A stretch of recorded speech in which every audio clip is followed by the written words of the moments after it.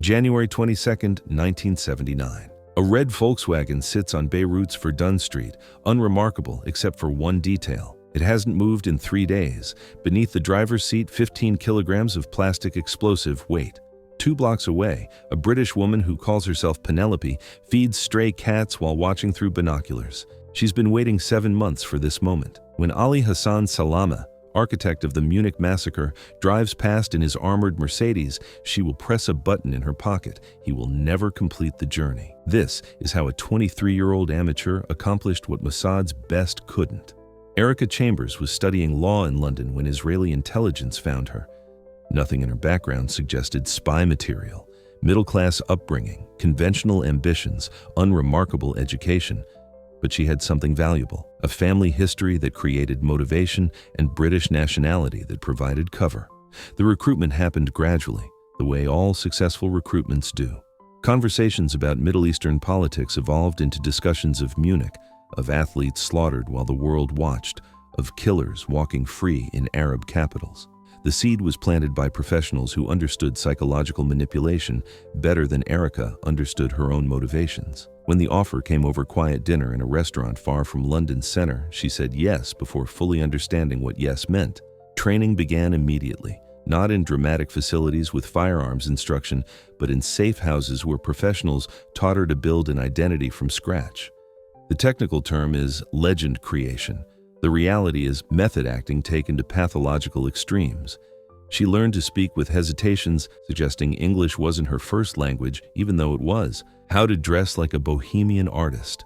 How to paint badly enough to seem amateur, but well enough to be convincing. Every detail was calibrated. The books in her apartment, the tea she'd drink, how she'd greet neighbors. Nothing could be left to instinct. She had to become Penelope so thoroughly that Erica disappeared. The apartment was chosen through months of analysis. Israeli intelligence had tracked Salameh since 1972, mapping every movement through Beirut with obsessive precision. They knew his residences, his routines, the routes between them.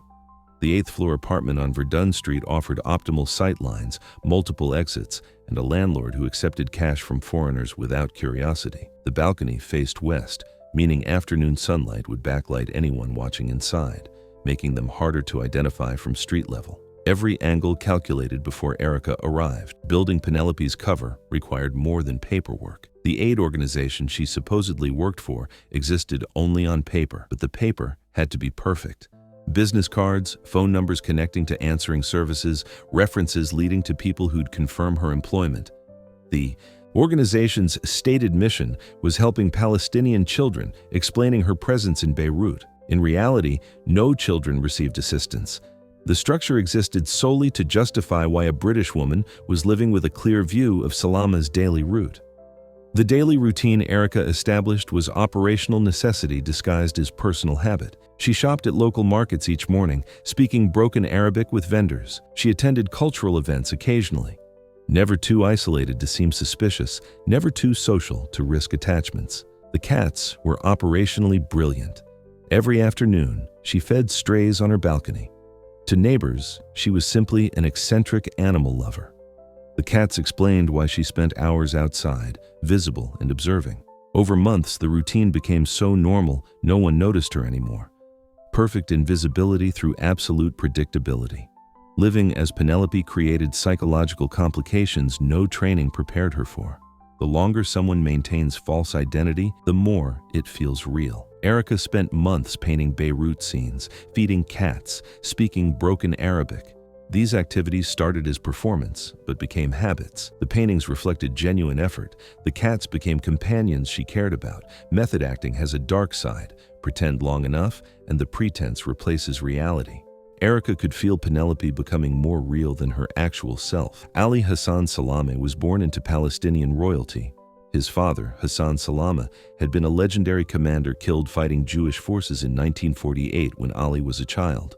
The son inherited expectations, connections, and destiny shaped by his father's martyrdom. By his 30s, he'd become one of the most feared operatives in Palestinian resistance.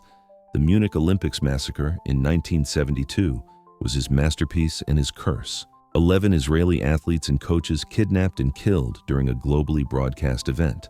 Mossad's policy after Munich was absolute. Everyone involved would be hunted and killed, regardless of how long it took or where they hid. The Lillehammer disaster in 1973 should have warned him. Mossad operatives shot a Moroccan waiter in Norway, mistaking him for Salameh. The agents were arrested. The operation became international embarrassment.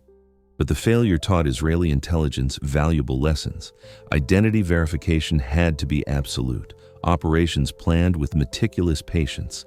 The next attempt would succeed because every detail would be verified, every risk assessed. The decision to use a car bomb represented strategic calculation. Salameh's security was too sophisticated for direct assassination. Bodyguards accompanied him constantly. His vehicles were armored. Approaching directly would require suicide mission, which Israeli policy prohibited. The alternative was remote detonation, a device planted along his regular route, triggered at precise moment his motorcade passed. The method removed need for operatives to be physically present during the kill, reducing capture risk. The red Volkswagen was purchased through cutouts, making ownership impossible to trace. Over weeks, Mossad technicians converted it into a weapon. Explosives packed beneath the chassis, radio receiver hidden in the dashboard. The device was tested repeatedly because the operation would have only one chance. Positioning required surveillance and nerve. The spot selected was exactly 27 meters from where Salameh's motorcade would pass. For 3 days, it sat there. Erica watched from her balcony, wondering if someone would notice. But Beirut's chaos worked in the operation's favor. Parked cars were everywhere. The morning of January 22nd began like every morning. Erica woke at 6, made tea, checked the street. The Volkswagen remained. She went to market, bought vegetables and cat food, spoke with vendors in broken Arabic. Everything normal, everything routine. Only inside did tension build. Intelligence confirmed Salameh had an afternoon appointment requiring his usual route. She returned to her apartment, fed the cats, positioned herself on the balcony with painting supplies and binoculars.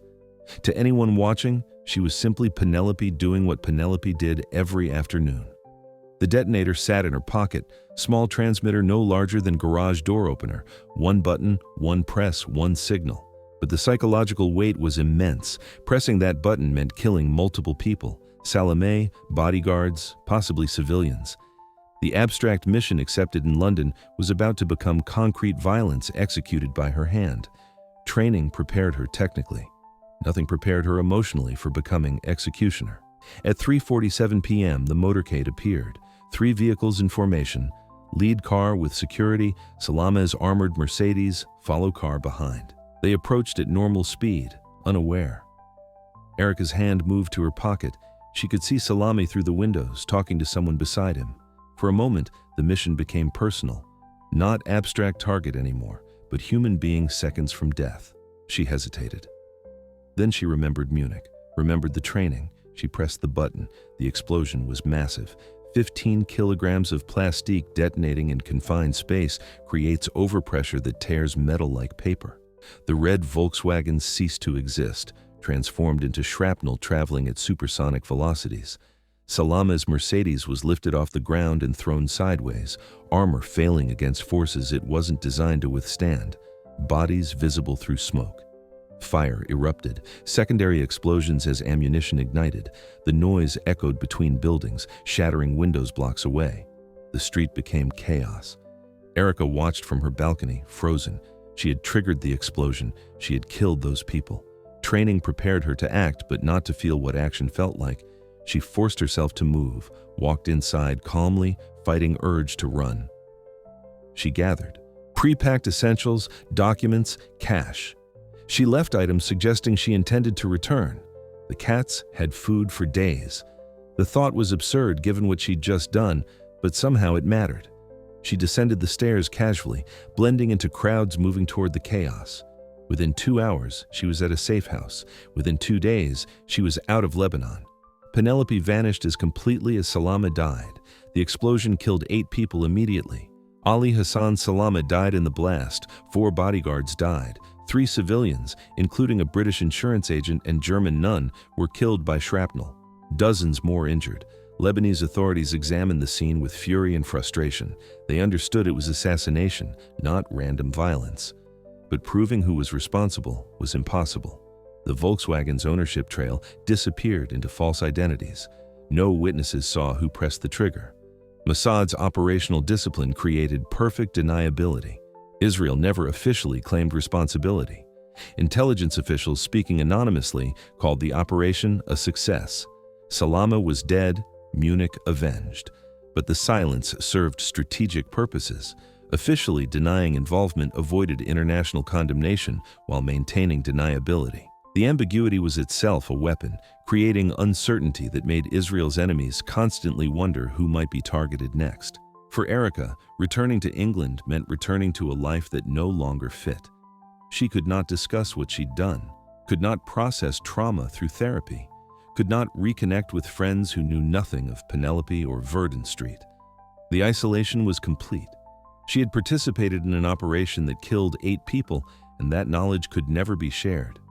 Intelligence agencies don't offer counseling for moral injury. They offer silence and operational necessity as justification. Decades later, Erica Chambers remains hidden. No interviews, no memoirs, no public acknowledgement. The silence is maintained both personally and institutionally. She becomes whatever interpretation observers project onto her. Hero to some, murderer to others, victim of manipulation to a third group. All interpretations contain partial truth. She was simultaneously volunteer and weapon, idealist and executioner. Yet the operation revealed limitations of assassination as counter-terrorism strategy. Salameh died, but Palestinian terrorism continued. Other leaders emerged. Tactical successes didn't translate to strategic resolution. Israel avenged Munich, but vengeance didn't prevent future attacks or bring peace. Political grievances don't disappear when operatives die. They metastasize into new forms, carried forward by new generations who remember the martyrs more than the crimes that justified their deaths. For Erica, wherever she lives today, under whatever name she uses, the balcony in Beirut remains the defining moment of her existence. Everything before led toward it. Everything after flows from it. She can never escape Penelope or Verdun Street or the red Volkswagen. Whether she feels proud or ashamed, whether she's found peace or carries perpetual guilt, remains her private burden. She is the quiet English woman on the balcony forever, frozen in January 1979, watching a street in Beirut where history exploded. What haunts most about this operation isn't the violence. Violence is routine in Middle Eastern conflict. What haunts is how ordinary it was. An amateur operative, a parked car, a balcony view, a pressed button, no elaborate equipment, no dramatic confrontation, no moral clarity, just bureaucracy transformed into elimination, normal life overlaying preparation for murder. The machinery of assassination isn't exotic, it's mundane. That mundanity is the real horror. What do you make of this story? Was Erica Chambers justified, or was she a weapon wielded by a state that discarded her afterward? Does avenging Munich excuse killing civilians in Beirut? Drop your thoughts in the comments. If this exploration gave you a different perspective on how nations pursue security, hit that like button and share this video. Subscribe to see more buried operations that governments deny and history tries to forget.